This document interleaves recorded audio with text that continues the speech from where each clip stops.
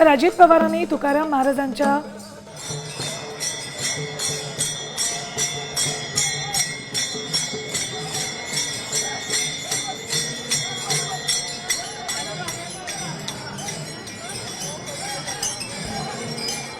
तर दुसरीकडे अजित पवारांनी तुकाराम महाराजांच्या पालखी प्रस्थान सोहळ्याला हजेरी लावली। यावेळी उपमुख्यमंत्री अजित पवार यांनी तुकोबारायांच्या पादुकांचं दर्शन घेतलं। देहूनगरीमध्ये भक्तीचा सागर पाहायला मिळतोय। थोड्याच वेळात तुकोबांच्या पालखीचं पंढरपूरकडे प्रस्थान होईल।